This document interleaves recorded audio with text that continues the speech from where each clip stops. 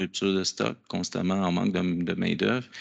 Fait que même si on veut attacher des processus, on a des blocus partout dans le processus qu'on n'a pas le contrôle dessus. Fait que ça change un peu la donne présentement dans les années qu'on vit. Puis, on comprend que la COVID a le dos large, mais dans notre domaine, sur la planète, tout le monde en même temps veut acheter des transfos, puis veut acheter des câbles, puis des compteurs. Alors, on a été 6 mois sans compteur cette année. Mais on a pu gérer ça à l'interne. Et on a vu aussi dernièrement la hausse du coût d'acquisition en plus. Bien sûr.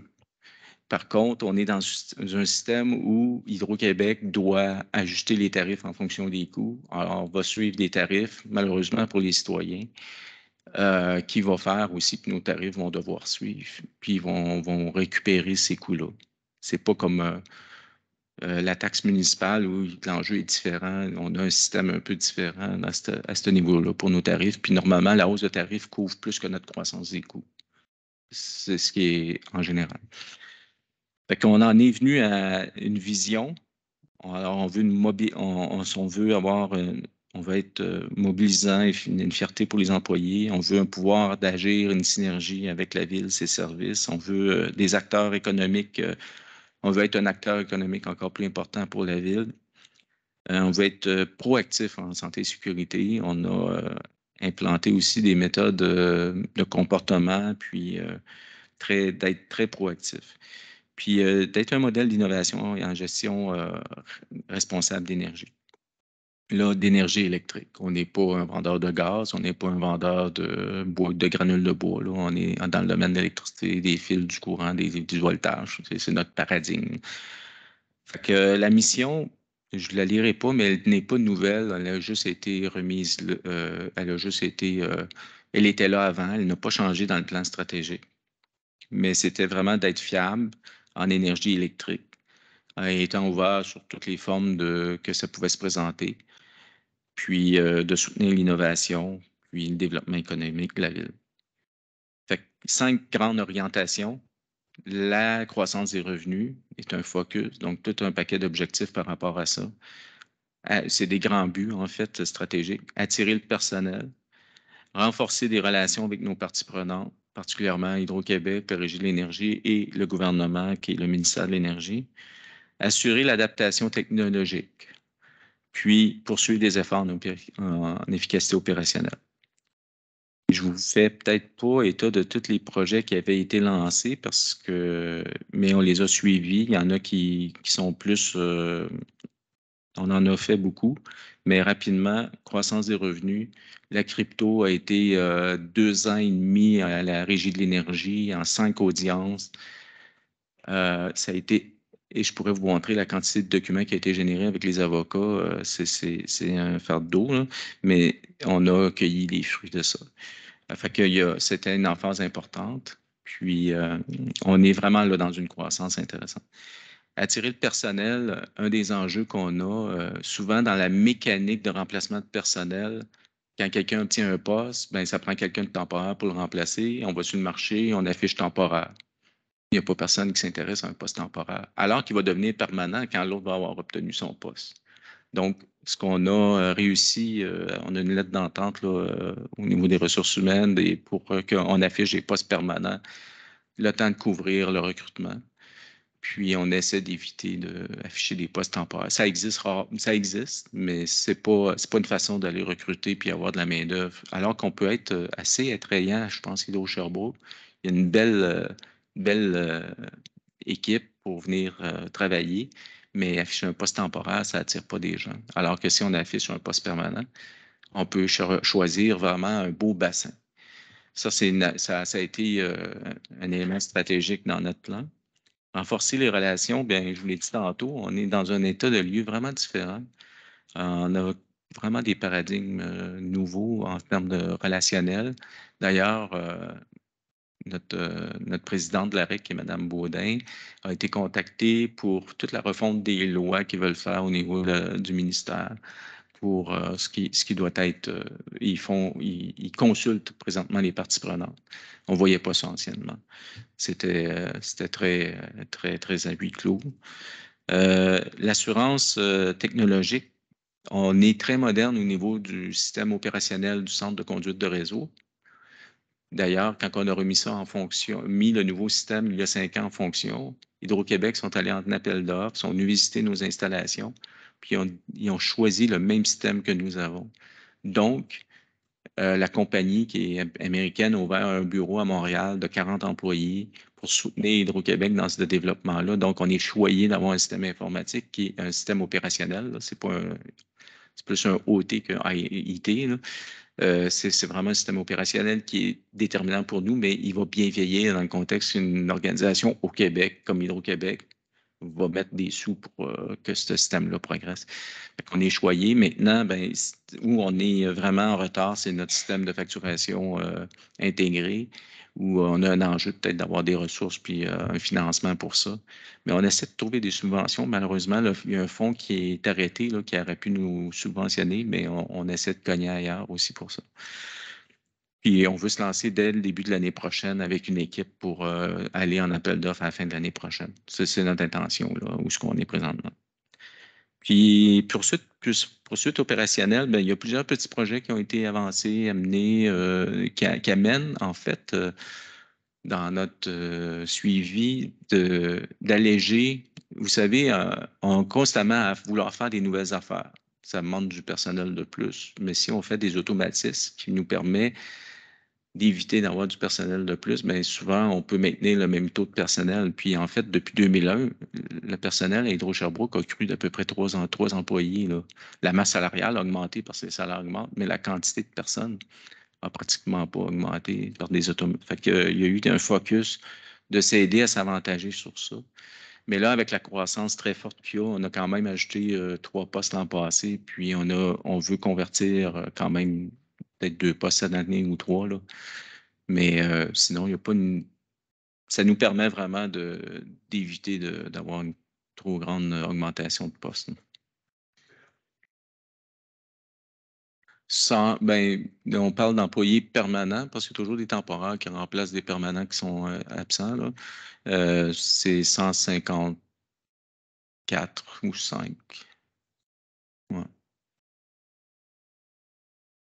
Fait que je ne pensais pas vous passer tous les objectifs qui ont été mis là, puis tout le déclin, puis on avait décliné tout l'aspect monétaire, le flux, tout ça. On a suivi ça. On a un tableau qui est détaillé. Puis, ce qui est vraiment intéressant là, de retenir, c'est qu'en 2019 puis 2022, il y a des choses qui ont changé vraiment dans notre domaine, la mouvance, puis la tarification, des choses qui évoluent rapidement présentement. Puis, le gouvernement veut pousser énormément notre secteur. Fait qu'on est, on pensait voir très loin d'avance en 2018-19, puis présentement, on a une nouvelle boule de cristal devant nous. Ça fait pas mal le tour du plan qui avait été travaillé. Merci. Puis excusez-moi, quand j'ai fait la lecture hier soir, j'étais convaincu que ça s'est terminé en 2022, plan stratégique. Des questions? Quand on parle des effectifs, puis plusieurs organisations, entre autres la Ville, ont parmi les recherches de nouveaux candidats et de talents potentiels, on parle beaucoup de diversité. Dans les 150 employés à Hydro, est-ce qu'on commence à voir des gens qui proviennent de différentes communautés? Oui, oui, on en a. Puis on a même plusieurs femmes cadres, on a plusieurs techniciennes, femmes techniciennes. On avait une femme mécanicienne, elle est devenue, elle a changé de poste, là, mais dans un poste très opérationnel. On avait la première femme mécanicienne. On a des gens du. Je peux peut-être mentionner dans mon équipe, moi, j'ai 2 personnes qui viennent du Maroc, une personne qui vient du Mali. C'est toujours intéressant de voir différentes façons. C'est un bagage différent. Hein? Ça fait que on s'améliore tout le monde avec ça. On avait justement une nouvelle technicienne qui vient d'avoir un poste permanent. Là. Ben, elle est en période d'essai, qui vient du RDC. Vous imaginez, c'est une femme qui vient de double minorité chez nous, là, parce que c'est des postes majoritairement mâles. Puis c'est une jeune femme qui est partie elle-même du Congo, qui est venue ici, elle a fait son DEC ici, elle avait un emploi. C'est vraiment formidable, là, son profil, son cheminement. Fait que c'est très riche. On a quelqu'un qui était de la Colombie, on a quelqu'un du Salvador, puis j'en oublie, là. Ça fait que c'est, C'est un ajout à la culture d'entreprise. On disait que c'est un ouais, joyau, les gens sont fiers, tout ça. Puis ouais. je pense que Oui. ça rejoint aussi les préoccupations.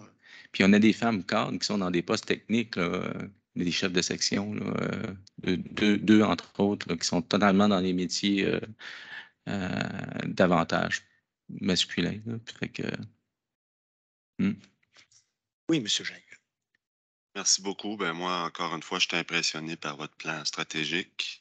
Toujours intéressant de voir tous les efforts que vous mettez pour être à l'affût des nouvelles sources d'énergie, de ne pas s'asseoir dessus, autrement dit, de travailler avec les autres services de la ville pour arrêter de travailler en silo, les partenaires, gouvernement du Québec, Régie de l'énergie, mettre en place des processus rigoureux de gestion, veiller à renouveler son personnel. Bref, toutes mes félicitations encore une fois.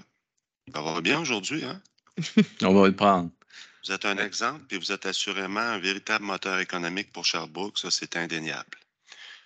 J'aurais cependant une petite question. Est-ce qu'il y a du financement additionnel qui va être demandé pour le budget 2023 de la part d'Hydro-Sherbrooke? Bien, du budget additionnel par rapport à. Parce qu'on a tout le temps des demandes, oui, bien sûr. On a toujours plus de demandes que.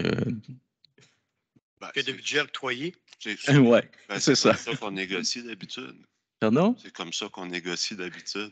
Ouais, ben, il faut partir de quelque part. Puis C'est ça. sinon, on repousse, on repousse. OK, puis on parle de combien à peu près, là, juste pour se donner une idée, parce on va s'en aller dans ces discussions-là bientôt. Ah, bien, on est encore en discussion à l'interne, là. C'est un peu peut-être précoce, là, Parfait. mais on a des beaux projets.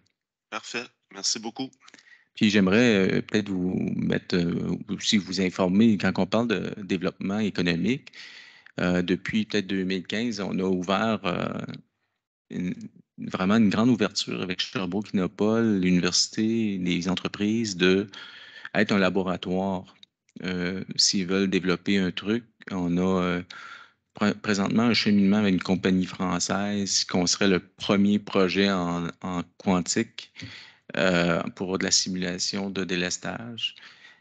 Bon, peut-être que ça ne fonctionnera pas, mais la façon qu'on fait ça, nous, c'est qu'on ne met pas de l'argent. On s'ouvre sur, ça peut être un terrain de jeu.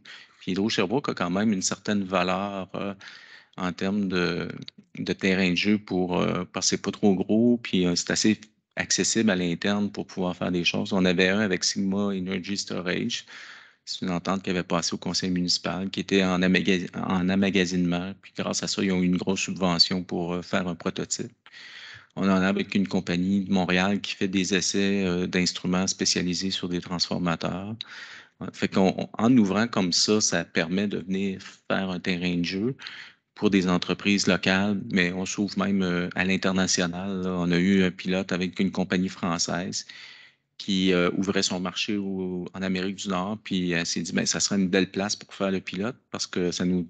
Fait qu'elle l'a fait gratuitement chez nous en gestion d'actifs. Puis on pourrait vous montrer quelque chose de vraiment intéressant, ce qu'on a présentement en gestion d'actifs, puis en termes d'inventaire d'actifs qu'on a mis à jour depuis 2019 parce que c'était une faiblesse dans notre plan, puis aujourd'hui, ça commence à être une force.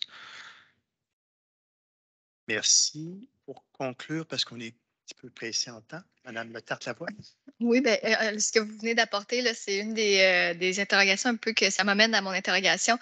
Quand vous parlez là, de faire des liens avec partenariat avec le milieu, les entreprises, l'université, en fait, je me demandais, tantôt vous avez utilisé le mot synergie, puis c'est quelque chose qu'on réfléchit en ce moment, là, la synergie énergétique entre les entreprises. Je comprends que c'est peut-être pas pour nous, Hydro-Sherbrooke, gagnant au niveau des revenus, mais est-ce que c'est quelque chose qui est travaillé ou que vous avez des approches par rapport à ça? Puis effectivement, que la zone quantique qui s'en vient, je ne sais pas si nous aurons un ordinateur quantique, mais ça, je pense que ça génère beaucoup de chaleur aussi. Là, fait qu'il y aura-tu une façon de voir est-ce que ça peut servir à un autre, ça peut être réutilisé d'une certaine façon? Est-ce que ça, c'est des choses qui sont un petit peu dans la machine, là, dans ce qui s'en vient pour vous? On est toujours en discussion sur plein de projets comme ça. Ce qu'on a vu à la date du quantique, c'est plutôt l'inverse. Ça ne consomme pas beaucoup d'énergie parce que c'est très, très performant. Puis le paradigme du quantique, c'est plutôt de pas être linéaire comme pensée, mais vraiment une pensée nouvelle qui offre des nouveaux algorithmes et des nouveaux résultats. Donc, c'est pas un consommateur d'énergie. C'est plutôt les nouveaux gros centres de données, comme on entend au Québec, qui sont des gros consommateurs d'énergie. Puis, la crypto, là, qui sont. Mais eux vont évoluer puis vont devenir les moins gros consommateurs. Mais en termes de gestion énergétique, lorsqu'on parle d'électricité, c'est justement un paradigme qu'on a influencé beaucoup. On a rencontré des entreprises ainsi que l'université. On pense beaucoup énergie renouvelable. On veut mettre des panneaux solaires, on veut mettre des choses, alors qu'on néglige la gestion de l'énergie. Puis ça, on fait allumer beaucoup cette mission-là à l'Université de Sherbrooke qui maintenant se diversifie de production renouvelable et gestion énergétique et emmagasinement. Puis d'ailleurs, il y a un nouveau poste qui devrait ouvrir à l'université comme un professeur dans le domaine. Mais on est on a quelques programmes même différents d'Hydro-Québec, comme un Biénergie, un commercial industriel qui n'existait plus, qu'on a conservé, qui est aussi notre fameux délestage par télécommande au lieu de seulement par sonde de température. Fait qu'on a quelques avantages pour les industries aussi dans notre contexte.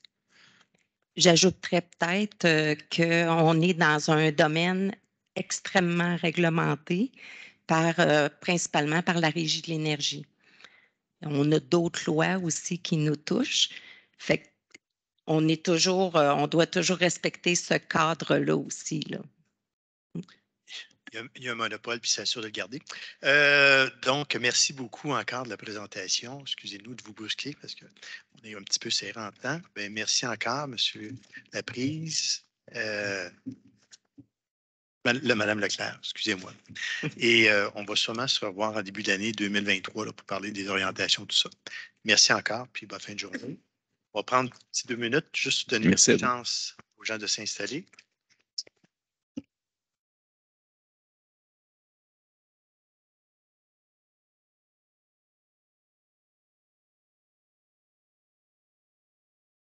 Bien sûr, on sait qu'il investit beaucoup là, pour les autobus électriques. Ben oui, on peut pour avoir quelqu'un, c'est peut-être moi ou quelqu'un d'autre.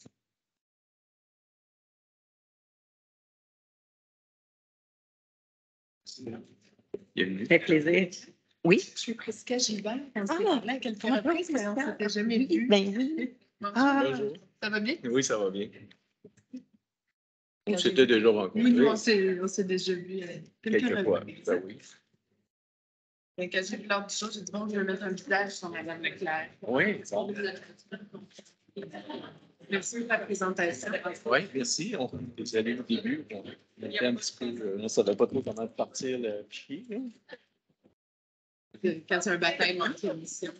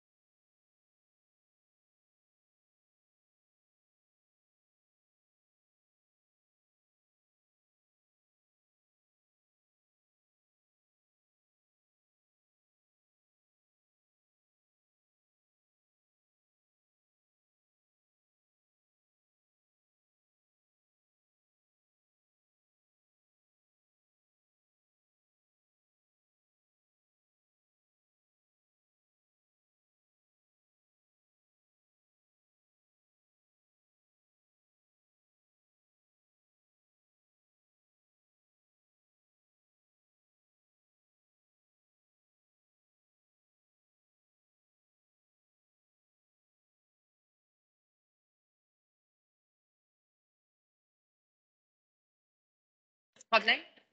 Ben, deux minutes peut-être, là.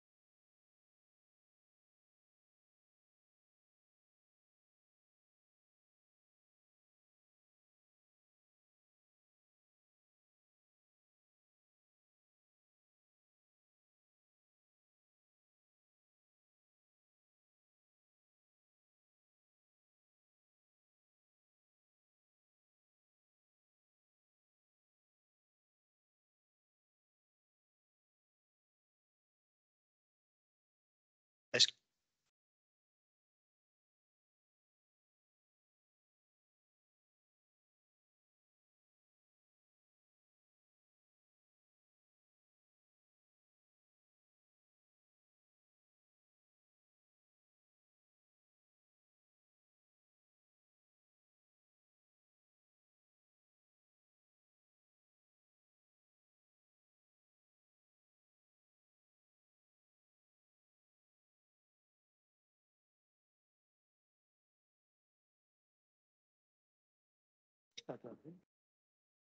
que j'ai fait ce que j'ai pas.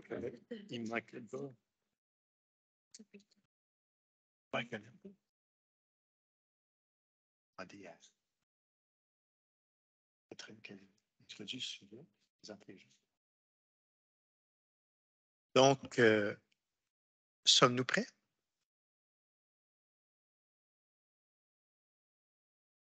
Donc, excusez-nous le retard, on est comme limité un petit peu en temps. On a l'agenda jusqu'à midi, puis il y a des gens en autre rencontre à 1 heure. Donc, bon retour à la Commission des finances, la rencontre du 22 septembre. Donc, on s'est rendu au point 7.1.1, présentation de la démarche diversité, équité et inclusion. Et j'inviterai Mme Boileau à faire la présentation en tant que présidente de la Commission de la sécurité et du développement social, ainsi que les gens qui nous accompagnent. Ben, je vous remercie d'abord pour l'invitation. C'est très gentil. Effectivement, c'est un dossier qui nous tient à cœur. M. Simoneau, le directeur de ma commission et du service contre les incendies et moi-même. Donc, comme je disais, la démarche d'intégration, d'équité et d'inclusion est un outil qui est vraiment important pour une ville afin de permettre à tous les citoyens de participer à la vie citoyenne, de se trouver un emploi, de faire toutes ces activités quotidiennes, bref. Donc, en tant que présidente, comme vous le disiez si bien, M. Deneau, de la Commission de la sécurité et du développement social, je suis encore plus conscientisée peut-être parce que les citoyens et les organismes m'interpellent beaucoup dans ce dossier. Donc, j'ai vraiment hâte d'entendre ce que vous avez préparé pour la démarche. Merci. Nous présenter les gens qui vous accompagnent. Il y a Caroline Proux du service du SSCVC. Là, service du sport, culture, loisirs, vie communautaire. Oui, c'est ça, je m'excuse. Merci. Là, votre collègue Oh, le micro. Mylène Costa-Vieira, conseillère principale en développement organisationnel pour les services de ressources humaines. La parole est à vous. Merci. Je vais vous partager la présentation.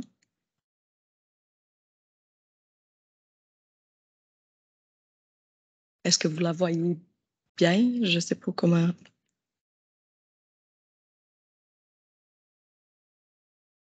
on change l'aperçu. Ben, Tu sais comment on met plein écran?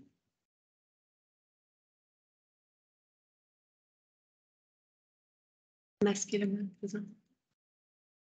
oui, voilà. Donc, bonjour à toutes et à tous. Merci de nous accueillir ce matin.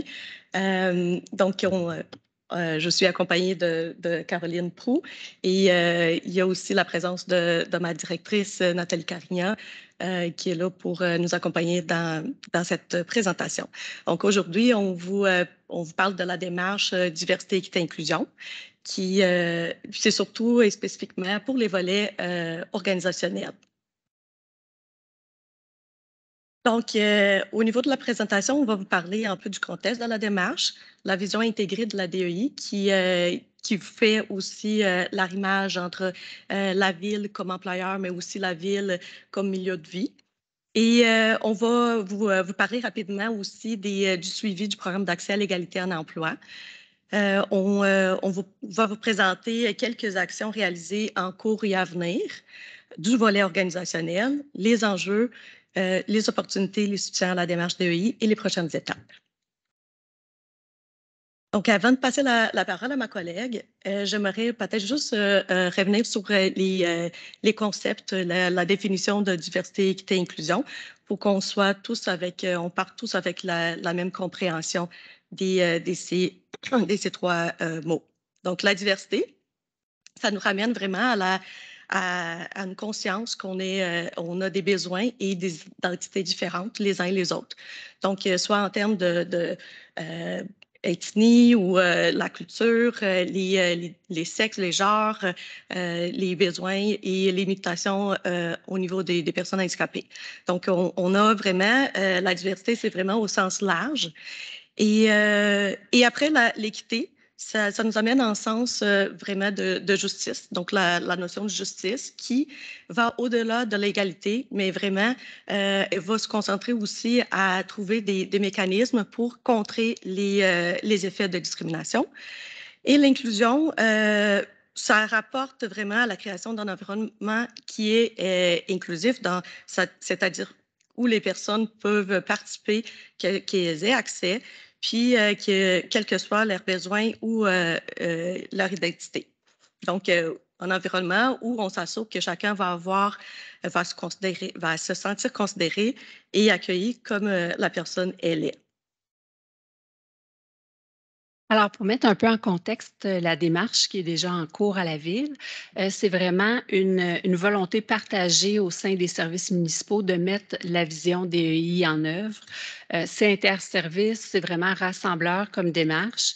C'est pour nous un peu, déjà, on a un comité interservice en place, donc on l'a nommé tout à l'heure, mais avec Cyrielle Fleury de la Direction générale des ressources humaines et le SSCVC. Donc, on travaille de façon concertée pour trouver les pistes de solutions, les meilleures stratégies à mettre en place pour faire face aux enjeux. Et puis, c'est un dossier, je disais rassembleur, mais un peu parapluie, qui regroupe dans le fond, qui fait converger plusieurs plans d'action qui sont déjà en cours à la Ville, que ce soit immigration, accessibilité universelle. On va parler tout à l'heure du PAE aussi, mais on pourra en nommer d'autres, stratégie jeunesse, etc. Donc, c'est vraiment un tout qui rassemble nos dossiers. La diversité, en fait, c'est une longue histoire à la Ville de Sherbrooke. Là. Pour nous, le dossier diversité, équité, inclusion est la suite logique pour monter à la prochaine étape. On a déjà, on sait que Sherbrooke est une ville diversifiée. On a plus de 130 communautés sur le territoire, puis on veut, dans le fond, que cette représentativité-là soit aussi au sein de l'appareil municipal, puis au sein de nos partenaires. On est reconnu depuis longtemps pour notre rôle en immigration. On récemment, on a reçu Cité interculturelle il y a moins d'1 an. C'est une reconnaissance internationale à laquelle on a adhéré comme ville. Et puis, on avait reçu dès 2009 le prix Maurice Polac, qui est encore remis là, annuellement. C'est un prix qui reconnaît l'excellence des actions posées par une institution au niveau de la diversité. Et puis, ça reconnaît aussi l'engagement du service des ressources humaines depuis déjà de nombreuses années là, au sein de la ville. On a aussi été la première ville fusionnée en 2004 à avoir une politique d'accueil et d'intégration, puis ça a vraiment fait un essor puis une différence là, avec nos partenaires. Maintenant, la vision, on disait c'est rassembleur, c'est une approche transversale. Donc, on veut doter l'organisation d'une approche en bonne et due forme, puis mettre à profit l'ensemble des services là, au niveau de la démarche pour se positionner comme une ville inclusive. Donc, on veut renforcer la collaboration, le travail avec l'ensemble des partenaires internes, externes, puis reconnaître publiquement, politiquement, puis symboliquement là, la contribution de la diversité comme un atout, une plus-value pour la ville. Donc, la démarche intégrée, la vision intégrée de la diversité, équité, inclusion est constituée en fait de 3 volets. Donc, les volets organisationnels, un volet communauté, puis un volet rayonnement. Et c'est vraiment ça qui fait la différence, en fait, de comment on travaille aujourd'hui. On a, comme Caroline disait, on a déjà plusieurs plans d'action. On travaille déjà sur la diversité, inclusion. Ça fait déjà plusieurs années. Mais ce qu'on propose, en fait, c'est d'avoir une synergie entre plusieurs dossiers, plusieurs plans d'action, de travailler de façon concertée. Puis, et ça va permettre de mettre nos efforts sur une vision intégrée, cohérente, alignée et avoir plus d'impact en bout de ligne par rapport à nos actions. Donc, si on regarde plus spécifiquement les volets organisationnels, les objectifs qu'on a pour ces volets-là, c'est de favoriser la représentativité de la population au sein de l'appareil municipal, donc au sein de nos équipes de la ville. Et aussi d'avoir une main-d'œuvre compétente pour offrir des services adaptés à la population, donc qui est de plus en plus diversifiée. Donc, on a ciblé 4 axes pour ces volets organisationnels. Donc, l'attractivité de l'organisation auprès des personnes issues de la diversité, les recrutements et la sélection inclusifs, l'accueil et intégration à l'emploi adapté aux besoins spécifiques et la formation et la sensibilisation du personnel à la diversité. Donc, pour mettre en place nos actions, mais on travaille beaucoup en collaboration avec plusieurs organismes, plusieurs instances et aussi avec les ministères. Au niveau du volet communauté, en fait, l'objectif principal, on pourrait résumer pour dire qu'on vise à ce que chaque citoyen puisse pleinement participer, dans le fond. Donc, d'améliorer l'inclusion, la participation sociale, favoriser un vivre ensemble harmonieux, l'approche du développement des communautés, donc travailler avec nos communautés, consulter, concerter le milieu, donc vraiment d'avoir une cohérence au niveau de nos stratégies, puis de maintenir l'approche partenariale là, pour travailler en ce sens-là. Et au niveau du rayonnement, c'est la continuité, donc travailler avec nos partenaires, s'arrimer autant au niveau régional qu'au niveau provincial ou autre pour favoriser la mise en œuvre de stratégies concertées là, au niveau de la DEI. On parle beaucoup, on a vu tout à l'heure dans les partenaires vision attractivité, tout ça. Donc, on a plusieurs partenaires au niveau régional avec lesquels on veut se concerter, que ce soit la TME, Concertation Famestrie ou autre. Donc, on travaille de pair avec eux sur ça. Donc, par rapport au programme d'accès à l'égalité en emploi, la Ville est assujettie à la loi d'accès à l'égalité en emploi pour les organismes publics. Cette loi, elle vise 5 groupes cibles: les femmes, les minorités visibles, les minorités ethniques, les personnes handicapées et les autochtones. Et cette loi prévoit que tous les organismes publics doivent mettre en place un programme d'accès à l'égalité en emploi aux 3 ans. Et c'est les orientations et l'organisme qui s'occupe ou qui est responsable de l'application de la loi, c'est la Commission des droits de la personne et des droits de la jeunesse. Donc, nous, on est déjà rendu au 3e programme, plan d'action au niveau du PAEE, donc les programmes d'accès à l'égalité en emploi à la Ville. Donc, les 2 premiers étaient, on avait une obligation de moyens. Donc, c'est-à-dire que la Ville, on avait un plan d'action avec plusieurs mesures qu'on mettait en place pour favoriser l'inclusion, la diversité, d'avoir plus de représentation au sein de la Ville, mais on était évalué ou on était imputable de la réalisation des mesures. Maintenant, depuis 2020, la Commission, elle a changé son orientation, puis là, on a maintenant une obligation de résultat. Donc, en 2020, on a déposé un plan d'action où on a défini plusieurs objectifs pour que des personnes, des groupes cibles au sein de la Ville. Donc, on a jusqu'en 2023 pour atteindre ces objectifs qu'on s'est donnés. Donc, si on regarde la représentation actuelle qui date de juin 2022 des groupes cibles ou à l'emploi de la Ville, vous avez ici les tableaux qui fait un résumé, puis c'est distribué par catégorie professionnelle. C'est les catégories qui sont proposées par la Commission de droits de la personne et droits de la jeunesse pour les programmes d'emploi. Donc, on en a 14, puis on a la distribution par groupe cible. Donc, les femmes, on a un total de 615 à l'heure actuelle à l'emploi de la Ville. Les Autochtones, c'est 11. Minorités visibles, c'est 80. Minorités ethniques, 23. Et personnes handicapées, on en a 16. Si on regarde maintenant l'évolution dans le temps, bien là, spécifiquement pour les Autochtones, minorités visibles ethniques, on voit que la courbe est vraiment en ascension. Donc, on a eu une belle évolution par rapport à l'intégration des groupes cibles au sein de la Ville. Puis, on voit que depuis 2020, quand on a déposé les derniers plans d'action, on a eu quand même une augmentation de presque 30 des effectifs en lien avec ces groupes cibles-là. Puis les 114 qu'on a présentement, bien, ça représente 6 autour de 6 des effectifs de la Ville actuellement. Si on regarde maintenant les objectifs qu'on s'est donnés et les suivis par rapport aux objectifs, bien, il faut juste comprendre qu'on s'est donné 3 objectifs par groupe cible. Donc, vous allez voir par groupe cible, on a 3 catégories qui étaient priorisées pour lesquelles on s'est donné des objectifs pour 2023. Donc, pour les femmes, on a les 3 catégories priorisées, c'est les cadres, les chefs d'équipe col blanc et les personnels de service, donc qui incluent les préposés à l'entretien sanitaire. Donc, en termes de objectifs d'augmentation qu'on s'était donné, on voit que pour les cadres, on en dépasse déjà. Pour les chefs d'équipe, c'est stable, donc il y a encore du travail à faire. Et pour les personnels de service, bien, on est presque là. Donc, l'objectif, c'est de 3, puis on est rendu à 2.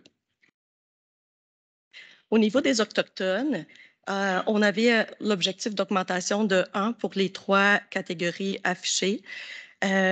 Pour les cadres, on a atteint notre objectif déjà. Pour les autres 2 catégories, la situation est stable. Donc, on n'a pas eu d'augmentation ni de départ. Donc, il y a du travail à faire là-dessus également. Il faut juste comprendre aussi qu'au niveau des Autochtones, dans notre région, la disponibilité sur les marchés de travail est moins élevée que dans d'autres régions du Québec. Et donc, ça fait en sorte que quand on fait des affichages, des concours, mais les nombres de candidats issus de ces groupes cibles-là est moins élevé. Donc, il va falloir faire un effort additionnel pour aller chercher des candidatures, donc au niveau du recrutement, de l'attraction, pour aller chercher les Autochtones, pour faire connaître nos emplois, puis pour pouvoir augmenter la représentation de ces groupes cibles. Au niveau de minorités visibles, on s'est donné aussi des objectifs qui sont déjà dépassés largement. Comme on voit pour les cadres, l'objectif de 1, là, on est rendu à 2, une augmentation de 2. Pour les professionnels, l'objectif, c'était de 2, on a dépassé. Et la même chose, on a dépassé pour les semi-professionnels et techniques. Il faut comprendre aussi qu'il y a beaucoup d'efforts qui ont été mis pour justement aller attirer puis sensibiliser les personnes, les minorités visibles, les personnes immigrantes surtout. Donc, les travails en collaboration avec les organismes. on a des résultats qui sont très favorables, mais c'est les fruits du travail qui étaient déjà mis en place. Pour les minorités ethniques, on a un objectif de 1 pour les cadres, puis on n'a pas eu d'augmentation, mais en fait, on a eu une réduction parce qu'il y a eu des départs. Donc, ça fait en sorte que notre objectif, si on fait les suivis, on est à -1. Ça veut dire qu'il va falloir faire un rattrapage puis aller plus vers l'augmentation de 1 qu'on s'était donné comme objectif. Pour les autres 2 catégories, mais là, on a déjà atteint. Pour les personnes handicapées, on s'est donné l'objectif d'augmenter de 1 personne pour les 3 catégories affichées, puis on est à -1. Donc, c'est-à-dire qu'on a aussi eu des départs, puis c'est surtout relié au départ à la retraite pour ces groupes cibles-là. Donc, on fait présentement plusieurs actions, mais c'est les résultats, c'est pas du jour au lendemain, donc c'est du travail en continu. Puis on essaie d'ajouter de nouvelles actions pour permettre aussi l'accès aux personnes handicapées. Et c'est important aussi de souligner pour les personnes handicapées qu'il y a un enjeu très important au niveau de l'auto-identification. Parce que toutes les statistiques sont basées par l'auto-identification. Donc, la personne, quand elle va déposer sa candidature pour les emplois de la ville ou quand elle est embauchée, on leur demande de compléter un formulaire pour s'auto-identifier. Mais si la personne n'est pas à l'aise ou qu'elle ne comprend pas vraiment à quoi ça va servir, elle peut penser que ça peut nuire sa candidature. C'est vraiment pas le cas. Mais donc, il y a tout un travail de sensibilisation auprès des candidats, mais aussi des employés pour qu'ils se sentent confortables à s'auto-identifier pour voir vraiment que ça peut juste venir aider soit pour l'accès à l'emploi, mais aussi en termes de carrière dans la ville. Donc, voilà pour les personnes handicapées. Donc, en termes d'actions réalisées en cours, ici, c'est juste quelques exemples qu'on vous amène. On participe à plusieurs activités de recrutement, comme les salons de l'immigration qui étaient réalisés au printemps à Montréal. On va participer à la foire de l'emploi et aussi de la foire de la diversité qui est réalisée ici à Sherbrooke. On fait aussi beaucoup un travail de collaboration avec divers organismes afin de promouvoir nos emplois et aussi, surtout, avec les organismes qui sont proches des clientèles cibles. Il y a aussi les programmes de diversité policière qu'on a mis en place pour favoriser l'accès aux emplois de police aux personnes immigrantes. Puis, on a eu vraiment un succès dans c'était la première fois qu'on participait à ces programmes-là. Et on a eu à offrir 3 promesses d'embauche à des candidats qui ont passé au travers du processus de sélection pour ces programmes-là. Donc ça, c'est vraiment une belle réussite. Puis là, ces personnes, avec la promesse d'embauche, ils vont suivre leur AEC en technique policière ici à Sherbrooke. Et l'année prochaine, quand ils vont terminer les AEC, ils vont aller directement à Nicolet pour faire compléter leurs études au niveau de technique policière. Et après ça, ils ont déjà un emploi à la ville quand toute leur formation sera complétée. Au niveau du programme d'intégration en emploi pour les personnes en situation de handicap, aussi, on travaille en collaboration beaucoup avec les services de la ville, puis et avec Orientation Travail, c'est l'organisme qui nous accompagne. Donc, on va avoir prochainement déjà des personnes qui seront intégrées dans des équipes à la ville.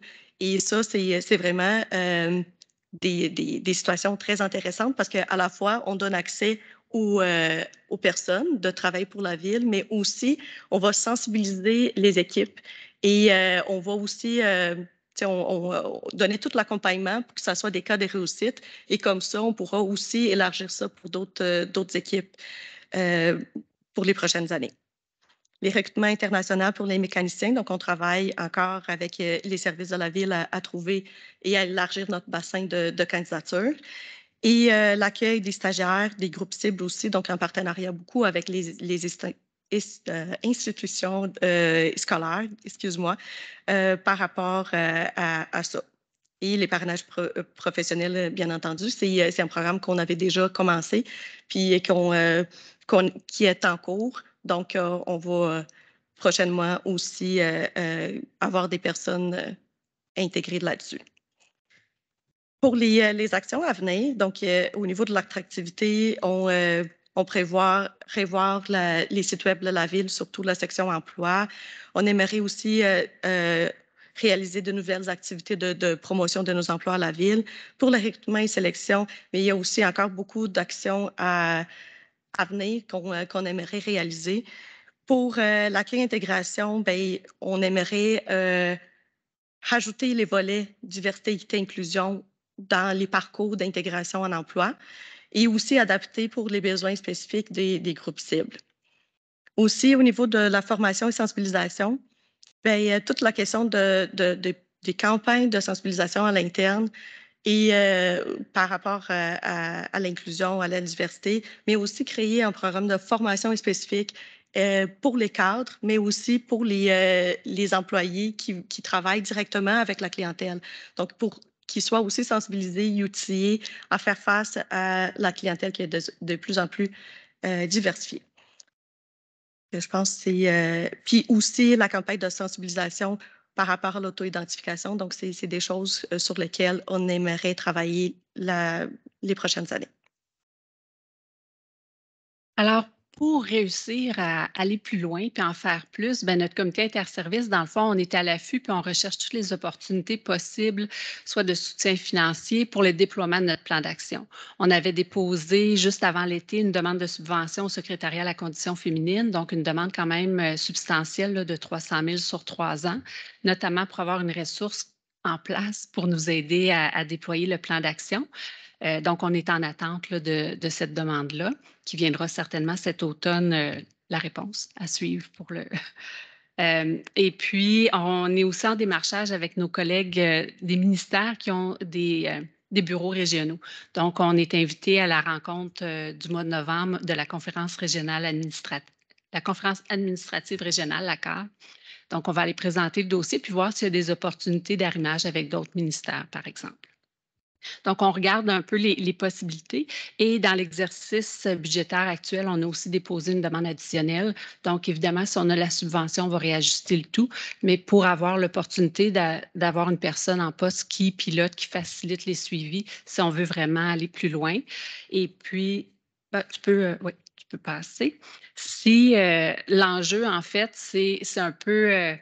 la rapidité ou l'intensité du déploiement. Donc, selon les effectifs ou les ressources qu'on est capable d'aller chercher, bien, le plan d'action qu'on a monté qui couvre tous les 3 volets, donc autant organisationnel, communauté que rayonnement. Aujourd'hui, on a mis le focus sur organisationnel, mais le plan d'action couvre les 3 volets. Bien, il y aura peut-être une intensité moindre où on va jouer un peu avec la séquence de notre plan d'action, donc on va s'ajuster. Et puis, bien, les étapes, en fait, si on retourne à l'étape 1, c'était au printemps. Donc, on a eu la chance de présenter la démarche au comité de direction à la ville. Donc, l'ensemble des services, là, il y avait une grande adhésion à la vision présentée pour la DEI. On présente aujourd'hui à votre commission Finances et Administration. On aimerait présenter au mois de novembre à la commission Sécurité et Développement social les 2 autres volets, dans le fond, communauté et rayonnement. Et comme j'ai mentionné, on va présenter à la CAR et puis après ça, c'est la mise en place du plan d'action souhaité à partir de 2023. Merci beaucoup de votre présentation. Il y a des gens qui sont impatients d'intervenir. Donc, juste pour le déroulement, Mme Boileau, M. Gênes, Mme Le Tarte-Lavoie et M. Guibonche. Mme Boileau. Merci beaucoup pour la présentation. C'est un volet que je ne verrai pas dans ma commission, donc c'est intéressant. J'avais 2 questions rapidement parce que je vois que le temps file. Surtout au niveau de comment vous allez choisir vos candidats là, pour essayer d'avoir plus de diversité dans notre organisation. Je sais que vous avez cité l'exemple du SPS, mais souvent quand on veut engager à la Ville de Sherbrooke, on exige des certificats pointu. Faut que tu aies été dans cette école-là, que tu aies ce diplôme-là, parce que ce poste-là exige telle chose, telle chose. Est-ce qu'on a pensé à aussi engager par expérience et pas juste nécessairement par diplôme? Puis par exemple, si on a des personnes en situation d'immigration là, qui viennent d'arriver, ils ont un diplôme quelconque dans leur pays, mais ils ont peut-être juste besoin d'un petit parrainage de quelques semaines pour s'adapter, puis, mais ils n'ont pas nécessairement le diplôme du cégep d'ici ou de l'université. Fait que je me demandais, ça, c'est ma première question. Puis la deuxième question, quand vous recevez un CV, là, je ne sais pas si c'est en arrière qui va me répondre ou en avant, mais quand vous recevez un CV, est-ce que vous masquez le nom de la personne? Est-ce que vous le rendez comme, euh, comment je peux dire, ouais, CV à l'aveugle, merci. Donc, un CV à l'aveugle, pour vraiment choisir la meilleure candidature et pas nécessairement parce que c'est une personne d'une autre ethnie ou parce qu'il y a une déficience ou parce que peu importe. Là. Donc, c'est mes deux questions. Merci. Merci d'avoir synthétisé l'ensemble des questions. Si jamais les gens vont poser des questions tout à l'heure, toutes les sortir en rafale comme ça, parce qu'il nous reste encore 12 minutes. Merci. Donc, pour la première question qui touche vraiment les exigences pour les emplois à la ville, ben, en fait, on travaille. Les exigences sont là, puis on doit les respecter, mais on travaille beaucoup à donner les opportunités aux personnes qui ont beaucoup d'expérience, qui n'ont pas nécessairement les certificats, les diplômes qui viennent avec. Parce qu'on travaille en collaboration avec les établissements d'enseignement, puis ils ont des spécialistes qui accompagnent les personnes dans un processus de reconnaissance des acquis et compétences. Donc, on travaille beaucoup à accompagner les personnes, donc on les réfère, puis là, ils sont capables d'aller, par rapport à leur expérience, aller obtenir des diplômes pour accéder aux emplois de la ville. Mais on a aussi, on réfléchit, puis il y a déjà certains emplois pour lesquels on est capable d'avoir une certaine flexibilité. Donc, à chaque fois qu'on est en concours ou à chaque fois qu'on se re-questionne, et comme ça, l'objectif, c'est vraiment d'aller chercher les nécessaires pour l'emploi. Donc, c'est vraiment là-dessus.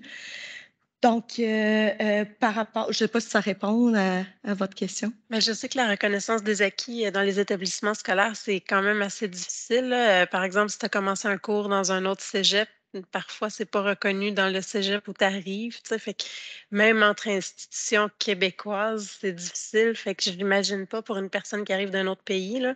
Fait que je ne sais pas si on pourrait peut-être Complément, par exemple, à votre réponse. Je sais qu'à l'UMQ, les villes travaillent à faire reconnaître la compétence qui pourrait être donnée par les villes pour être aussi remboursée. Donc, ça pourrait faire partie des revendications qui soient faites parce que je pense en tant que ville, il peut y avoir un pouvoir là-dessus. Là. Monsieur Geng.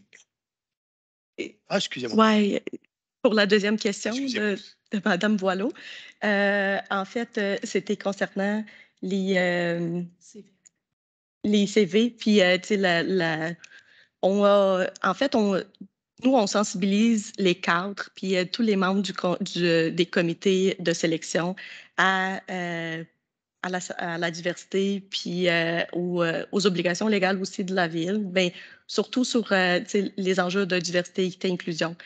Et dans tous les comités de sélection, il y a une personne de ressources humaines qui est présente, puis que s'assure aussi qu'il n'y ait pas de biais ou dans l'analyse des candidatures ou même dans tous les processus, tout au long du processus. Donc, tu sais, c'est la personne de ressources humaines qui est là présente, qui va aussi assurer que quand on fait des examens, mais qu'il n'y a pas de biais culturel, ou quand on fait des entrevues aussi, les comités soient aussi sensibilisés aux différences, par exemple, tu sais, culturelles comme la poignée de main, les silences, les regards qui sont peut-être pas directs. Donc, il y a toute une sensibilisation qui se fait au niveau du comité de sélection. Donc, mais pour répondre vraiment à votre question, il y a pas, on n'enlève pas les noms des candidats du CV, mais on travaille en amont puis en accompagnement pour éliminer tous tout effet de discrimination qui pourrait arriver. Parce que ça pourrait être dans les deux sens. Et on pourrait décider de choisir un candidat qui vient de la diversité culturelle ou parce qu'on a besoin de ces chiffres-là dans notre administration puis qu'on va bien paraître, ou on pourrait choisir un... C'est pour ça que je pense que le CV à l'aveugle, c'est peut-être une option intéressante au début, la première sélection, pour vraiment choisir les candidats selon leurs compétences et non... Mais OK. Merci du commentaire. Monsieur James. Question de ne pas faire aussi, Mme Boileau, de la discrimination positive ou c'est ça. Alors, merci beaucoup de la présentation, Mme Proulx. Mme Costa Vieira, êtes-vous originaire de Sherbrooke? Êtes-vous née à Sherbrooke? Je ne suis pas née à Sherbrooke. J'habite à Sherbrooke, mais je suis originaire du Brésil. Bon, alors, vous êtes un exemple frappant et marquant en lien avec le sujet d'aujourd'hui. Félicitations. Vous parlez mieux français que mes adolescents. C'est remarquable. Bravo. Je constate que plusieurs services de la ville ont fait des efforts déjà, des très beaux efforts pour mettre en place les actions liées à la démarche de DEI, et ce, sans financement et sans ressources additionnelles. C'est une excellente nouvelle et ça démontre bien notre volonté d'intégrer ces valeurs de gestion auprès de l'ensemble de notre personnel. Sincèrement, j'espère que nous aurons une réponse favorable du secrétariat à la condition féminine. Sinon, il faudra adresser la demande lors de notre étude des budgets, sous peu. Alors, merci beaucoup pour votre beau travail. Merci. Merci, Mme Le Tarte-Lavoie. Oui, merci de la présentation. Je suis vraiment contente qu'on parle de ça aujourd'hui puis de voir on commence cette démarche-là. Ça me tient aussi à cœur. Je voulais savoir, en fait, c'est ça. Est-ce que vous allez, parce que quand on voyait vos objectifs, là, les tableaux, c'était comme des grandes catégories, mais est-ce que vous allez creuser de voir dans quelle équipe plus particulièrement il y a il y a une plus grande proportion masculine, par exemple? Puis c'est quoi les obstacles qui font en sorte qu'il y en a peut-être moins de personnes de la diversité?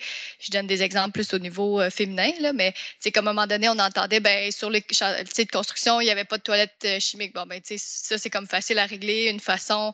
Fait que, d'aller voir dans les équipes précises, j'avais entendu aussi dans une équipe de policiers, c'était pas à Sherbrooke, là, mais c'était comme pour l'équipe tactique. Les femmes, on n'a pas de vestiaire, fait que on peut pas les embaucher, les femmes. T'sais. Fait qu'est-ce que vous allez voir dans les équipes plus précises ou que c'est plus difficile d'embaucher, puis quel obstacle on peut faire des interventions plus ciblées. Fait qu'est-ce qu'il y a ça aussi? Puis aussi, je voyais qu'au niveau de minorité visible, là, vous atteignez les objectifs plus facilement, peut-être justement par vos approches dans les différents organismes qu'on voyait. Puis au niveau des personnes handicapées, c'était un petit peu plus difficile. Est-ce que vous allez aussi dans les organismes comme Handicapables, Handiap, tout ça, ou c'est plus des organismes pour les nouveaux arrivants? Ah, puis petite chose technique, la présentation n'était pas dans le CSP. Est-ce que ça va être mis? Parce que moi, je ne l'avais pas vu, là. Que juste ça. Merci. Par rapport à la question, c'est de regarder avec les équipes de façon plus spécifique les barrières qu'ils pourraient avoir. On fait ces travaux-là, effectivement. Puis, on travaille beaucoup en collaboration avec les services. Donc, les partenaires d'affaires RH aussi, c'est elles qui sont plus en lien avec les services, donc qui voient quand on a des besoins des concours d'embauche, mais aussi de regarder c'est comment l'équipe est là, puis est-ce qu'il y a des situations qui pourraient être améliorées. Donc là, on travaille en collaboration tout le monde, puis les services au complet, mais aussi avec les ressources humaines, avec les services en question. Donc, il y a beaucoup de travail en partenariat comme ça. On sait qu'il y a des milieux qui sont plus au niveau des femmes qui sont traditionnellement masculins. Donc, il y a un travail plus important à faire avec eux. Puis parfois, on a même déjà eu de l'aide des organismes comme les CIM pour venir sensibiliser. Donc, il y a tout cet aspect-là qui est présent. Donc, il y a cette analyse qu'on fait, mais on a beaucoup d'opportunités, on a beaucoup d'équipes à la ville, donc on fait un pas à la fois, mais l'objectif, c'est vraiment de pouvoir faire plus et plus rapidement. Donc, c'est pour ça qu'on on essaye de mettre en place cette démarche de diversité, équité, inclusion, puis aller chercher de ressources aussi et du budget pour nous permettre d'avancer plus rapidement. Merci beaucoup. Monsieur Guilonge. Oui, merci, Monsieur le Président. Ça va être très rapide. Merci beaucoup pour la présentation. J'ai bien aimé, puis on va dans la bonne direction. J'avais comme une question concernant, pour voir si vous aviez un volet qu'on pourrait appeler le volet acceptation ou adoption. Parce que personnellement, dans mon expérience, je ne peux pas compter le nombre de places là où j'ai travaillé, puis qu'à un moment donné, soit c'était dit directement, soit c'était sous-entendu. Les gens voulaient savoir est-ce que j'avais le poste parce que j'avais bénéficié d'un certain favoritisme, juste parce que j'étais noir, ou bien parce que j'avais les compétences. Pourtant, le nombre d'entrevues que j'ai passées, puis que finalement j'avais le poste parce que j'avais la compétence, là, c'est ça. Donc, c'est pour ça que je me dis qu'un volet acceptation ou adoption, ça serait intéressant parce que ça permet de connaître l'autre. Ça permet de répondre aux questions que les gens peuvent avoir, de savoir est-ce que tu es là parce que tu es juste comme une minorité, tu es une femme, tu es en situation de handicap, ou parce que tu es vraiment compétent. Parce que la réponse est souvent, ben, on m'a appris parce que je suis vraiment compétent. Et ça baisse non seulement les frictions, mais ça permet aussi de travailler sur la cohésion. Parce que vous faites un superbe travail avec le plan de diversité et inclusion, mais l'inclusion, c'est un peu comme l'adoption, ça prend deux personnes, ça prend un adopté puis un adoptant. Donc, travailler, je ne sais pas, au niveau des ressources humaines ou au niveau de la cohésion de groupe pour dire comme, ben, écoutez, on a des personnes, peut-être vous avez des questions, puis on veut éviter des maladresses et tout, là, puis ça nous permet de renforcer l'esprit d'équipe. Ça peut être un volet que je trouverais important parce que moi, j'ai dû le faire personnellement pour démystifier certaines affaires, puis expliquer certaines affaires et tout ça, mais il y a certaines personnes qui peuvent trouver ça lourd, là. Il y a d'autres personnes qui vont même utiliser le terme de microagression. Mais dépendamment des sensibilités, je le sais que tous les organismes, toutes les institutions font des espèces de formation à la aux sensibilisations aux différences culturelles et tout ça, mais pour avoir été dans plusieurs organismes ou dans le secteur privé, souvent c'est comme on parle le DVD ou on parle la vidéo, puis les gens retiennent à moitié, tandis que quand c'est des conversations, là, puis on sait que ben, Mamadou, il vient du Mali, puis ça ne veut pas dire que, je ne sais pas moi, il a comme une certaine Conclure votre question. Très rapidement, merci. Donc, ma question, c'était ça, pour le volet acceptation, puis ça venait avec le commentaire de dire que c'est faire comprendre aussi aux gens que c'est un processus qui a commencé avec la Révolution tranquille, de dire qu'on veut aller chercher toutes les forces dans notre société, là, puis qu'on est passé d'une société, là, on avait juste comme tous les postes de direction qui étaient comme anglophones et qu'on a commencé à diversifier ça d'abord en allant chercher d'abord tous les hommes francophones, puis après ça les femmes, puis après ça la diversité, puis après ça... Bref, on est dans une lignée, on avance, là, puis c'est juste pour démystifier ça. C'est vraiment un très bon point. Puis, la sensibilisation, elle doit vraiment passer par là. Puis, c'est ça l'objectif. Donc, c'est pas juste de sensibiliser à la diversité, mais vraiment à l'inclusion. Puis, qu'est-ce que ça nous prend? C'est tout le monde a un rôle à jouer là-dedans. Donc, plus spécifiquement, en ce moment, on a des initiatives plus ponctuelles avec les gestionnaires, quand ils embauchent ou intègrent une nouvelle personne dans leurs équipes, c'est les gestionnaires qui prennent les rôles, puis de faire l'intégration de la personne, puis qui préparer aussi l'équipe à son arrivée. Mais il n'y a pas vraiment quelque chose de standard. Puis on aimerait justement de pouvoir aller plus loin dans les programmes d'accueil et intégration pour justement ajouter ces volets-là, puis permettre aussi que ça soit tout gestionnaire pense à ça, puis qui prépare vraiment les équipes, puis les personnes qui se sentent bien accueillies, bien intégrées. Donc, puis effectivement, donc c'est vraiment un travail qu'on commence, puis il y a déjà des initiatives, mais ce n'est pas standardisé. On aimerait aller plus loin. Merci. Merci beaucoup. Puis excusez-moi de vous brusquer, il est midi. Vous avez manqué la présentation d'Hydro-Sherbrooke. Et justement, la question a été adressée aux gens d'Hydro-Sherbrooke, à savoir c'était quoi la représentation des personnes immigrantes. Je peux vous dire qu'on a vu de l'électricité dans les yeux de Monsieur la Lumière. Hein? On ne peut pas faire un jeu de mots, mais c'est vraiment... Puis je pense qu'on doit diffuser ce message-là justement sur d'intégration dans l'organisation municipale. Il y a certains élus, ça fait longtemps qu'ils sont ici, je ne veux pas nommer personne, mais puis j'avais discuté déjà à plusieurs reprises avec Mme Carignan, il me semble, dans la politique, la première qu'on avait adoptée, il y avait un pourcentage, puis on ne le trouve pas, mais je suis convaincu que c'était 6 %. Et je tiens à vous féliciter d'avoir maintenu le 6 parce que, veux pas, l'appareil municipal a augmenté beaucoup au cours des 20 dernières années, donc ça a été un défi. Mais le 6 venait de la représentation face à la population. C'est quoi la population immigrante à Sherbrooke, à peu près en pourcentage? Bonne question. Il faut que je lui réponde tout de suite. Et pour... Le chiffre était à 12 à peu près 12 Et aussi, pour connaissance personnelle. Parce que là, on va voir des gens qui sont de deuxième et troisième génération de personnes immigrantes. Est-ce que là, à ce moment-là, ça devient des personnes issues de l'immigration? Puis est-ce qu'ils sont comptabilisés?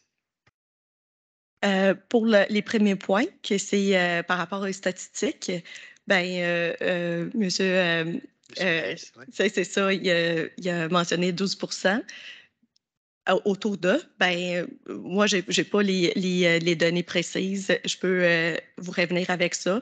Mais ça, il faudrait peut-être juste qu'on comprenne que c'est quand on parle de la population, on parle aussi des personnes aînées, on parle aussi des jeunes qui ne sont pas sur les marchés de travail. Donc, puis quand on se donne des cibles à l'interne, ben on devrait considérer seulement les personnes disponibles sur le marché de travail.